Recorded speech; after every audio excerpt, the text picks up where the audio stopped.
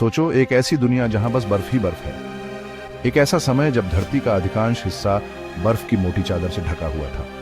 यह समय था जब विशालकाय जीवों का राज्य था और उनमें से सबसे प्रसिद्ध था वूली मैमथ। यह दुनिया थी वूली मैमथ की, जो बर्फीले मैदानों पर चलते थे, अपने विशाल शरीर और लंबे घुमावदार दांतों के साथ। ये जीव अपने समय के सबसे प्रभावशाली प्राणियों में से एक थे। एक बहुत बड़ा जानवर जो हजारों साल पहले धरती पर घूमता था। इनका जीवन कठिन था, लेकिन वे अपने वातावरण के साथ पूरी तरह से अनुकूल थे। उनके मोटे फर और मोटी चमड़ी ने उन्हें ठंड से बचाया। ये अद्भुत जीव, जो आज के हाथियों के रिश्तेदार थे, आज भी हमारी कल्पना को अपनी गिरफ्त में ले लेते हैं। उनके विशाल आकार और अद्वितीय विशेषताएं उन्हें प्राचीन काल के सबसे पहचानने योग्य जीवों में से एक बनाती है। उनका विशाल आकार और मोटे फर वाले कोट उन्हें तुरंत पहचानने योग्य बनाते हैं। उनके लंबे घुमावदार दांत न केवल रक्षा के लिए थे, बल्कि बर्फ में से भोजन खोजने में भी मदद करते थे। लेकिन वूली मैमथ की कहानी सिर्फ उनके आकर्षक रूप से कहीं ज्यादा है। ये एक ऐसी कहानी है जो हमें उनके जीवन के संघर्ष, उनके अनुकूलन और उनके अंत के बारे में बताती है। यह सर्वाइवल, एडेप्टेशन और अंततः एक्सटिंक्शन की कहानी है। वे अपने वातावरण के साथ कैसे तालमेल बिठाते थे, यह हमें उनके अद्वितीय अनुकूलन कौशल के बारे में बताता है। उनकी दुनिया को समझकर हम अपने ग्रह के इतिहास को बेहतर ढंग से समझ सकते हैं। उनके जीवन और उनके समय के बारे में जानकर हम यह समझ सकते हैं कि कैसे पृथ्वी का वातावरण और जलवायु समय के साथ बदलते रहे हैं। वूली मैमथ का भाग्य हमें प्रकृति की शक्ति और हमारे ग्रह के नाजुक संतुलन की रक्षा के महत्व की याद दिलाता है। उनके अवशेष हमें यह सिखाते हैं कि कैसे जलवायु परिवर्तन और मानव गतिविधियों ने उनके अस्तित्व को प्रभावित किया। आइए समय में वापस जाकर वूली मैमथ की आकर्षक दुनिया का पता लगाएं। उनके जीवन की कहानी हमें यह सिखाती है कि कैसे जीव अपने वातावरण के साथ तालमेल बिठाते हैं और कैसे वे समय के साथ बदलते हैं। यह एक यात्रा है जो हमें हमारे ग्रह के इतिहास और भविष्य के बारे में सोचने पर मजबूर करती है। वैज्ञानिकों के लिए मैमथस प्रिमिजीनियस के रूप में जाना जाने वाला वूली मैमथ एक विशालकाय प्राणी था, जो बर्फीले युग के दौरान पृथ्वी पर घूमता था। इसके विशाल दांत और मोटे फर ने इसे ठंडे वातावरण में जीवित रहने में मदद की। प्लेस्टोसीन ईपक के दौरान रहता था। यह युग पृथ्वी के इतिहास में एक महत्वपूर्ण समय था, जब विशाल ग्लेशियरों ने बड़े हिस्से को ढक लिया था और तापमान बहुत कम था। यह अवधि लगभग 2.6 मिलियन से 11,700 साल पहले तक चली थी। इस समय के दौरान पृथ्वी पर कई महत्वपूर्ण बदलाव हुए, जिनमें जलवायु परिवर्तन और विभिन्न प्रजातियों का विकास शामिल था। वे मैमथ की सबसे हालिया प्रजातियों में से एक थे, जो लगभग 10,000 साल पहले अपनी अधिकांश रेंज से गायब हो गए थे। उनके विलुप्त होने के कारणों में जलवायु परिवर्तन और मानव शिकार शामिल हैं। हालांकि अलग थलग आबादी बहुत बाद तक द्वीपों पर जीवित रही। इन द्वीपों पर रहने वाले मैमथ ने अपने बड़े आकार और अनुकूलन क्षमता के कारण लंबे समय तक जीवित रहने में सफलता पाई। उनका नाम मामुथुस रूसी शब्द मामट से आया है, जिसका अर्थ है अर्थ मोल। यह नाम उनके विशाल आकार और जमीन के नीचे पाए जाने वाले अवशेषों के कारण दिया गया था। यह नाम संभवतः उनके अवशेषों को जमीन के नीचे दबे होने की खोज से उत्पन्न हुआ था। वैज्ञानिकों ने इन अवशेषों का अध्ययन करके उनके जीवन और पर्यावरण के बारे में महत्वपूर्ण जानकारी प्राप्त की है।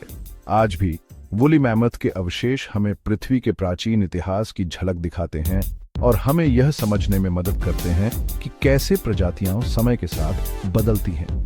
आधुनिक वैज्ञानिक अब वूली मैमथ के डीएनए का अध्ययन कर रहे हैं, यह जानने के लिए कि क्या हम भविष्य में इस प्रजाति को पुनर्जीवित कर सकते हैं। यह शोध न केवल हमारे अतीत को समझने में मदद करता है, बल्कि भविष्य की संभावनाओं के द्वार भी खोलता है। कल्पना कीजिए, एक दिन हम फिर से इन विशाल प्राणियों को पृथ्वी पर घूमते हुए देख सकते हैं। यह विज्ञान और प्रौद्योगिकी की अद्भुत संभावनाओं का एक उदाहरण है। आज वूली मैमथ हमारे संग्रहालयों में संरक्षित हैं, जहां वे हमें हमारे अतीत की याद दिलाते हैं और हमें प्रेरित करते हैं कि हम अपने ग्रह की विविधता और इतिहास की सराहना करें। वूली मैमथ का अध्ययन हमें यह सिखाता है कि कैसे जीवन की विविधता और अनुकूलन क्षमता ने पृथ्वी के विभिन्न युगों में जीवित रहने में मदद की है। यह हमें हमारे पर्यावरण की देखभाल करने और भविष्य की चुनौतियों का सामना करने के लिए प्रेरित करता है।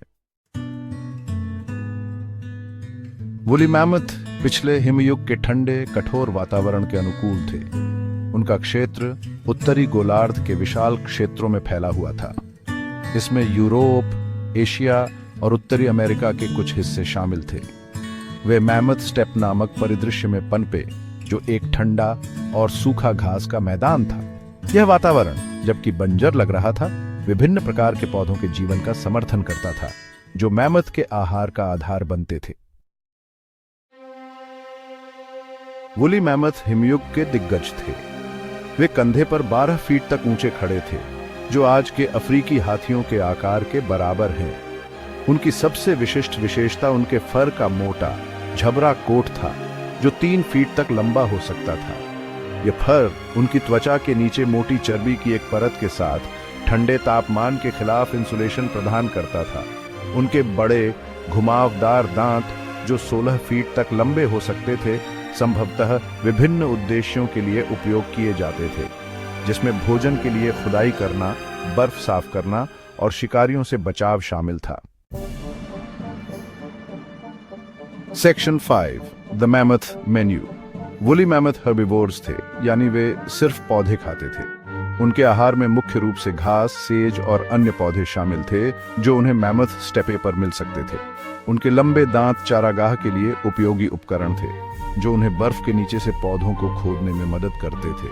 अपने विशाल आकार को बनाए रखने के लिए उन्हें हर दिन बड़ी मात्रा में भोजन का सेवन करना पड़ता था। उनके दांत आधुनिक हाथियों के समान विशेष रूप से कठोर पौधों की सामग्री को पीसने के लिए अनुकूलित थे।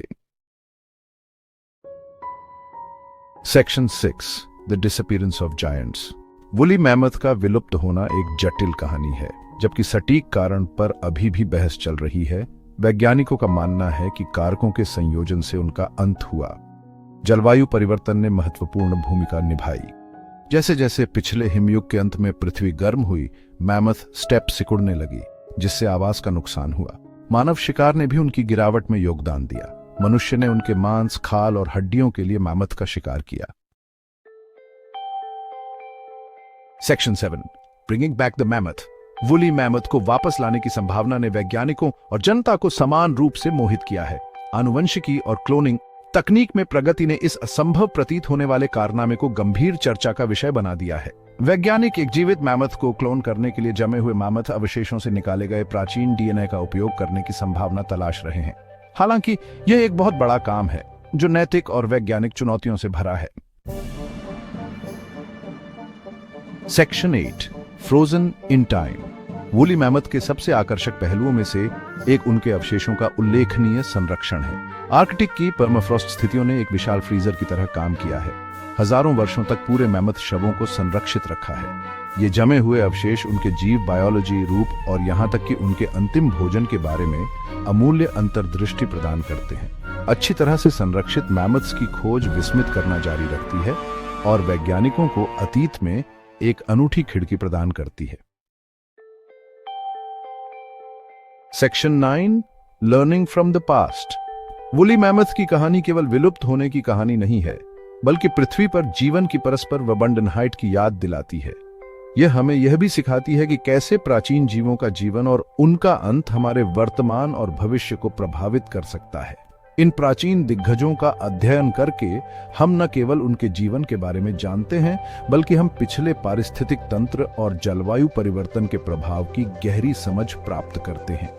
यह अध्ययन हमें यह समझने में मदद करता है कि कैसे जलवायु परिवर्तन ने उनके जीवन को प्रभावित किया और कैसे यह आज भी हमारे पर्यावरण को प्रभावित कर रहा है। उनकी कहानी आने वाली पीढ़ियों के लिए हमारे ग्रह की जैव विविधता की रक्षा के महत्व के बारे में एक शक्तिशाली सबक के रूप में कार्य करती है। यह हमें यह भी सिखाती है कि कैसे हम अपने पर्यावरण की रक्षा कर सकते हैं और आने वाली पीढ़ियों के लिए एक बेहतर भविष्य बना सकते हैं।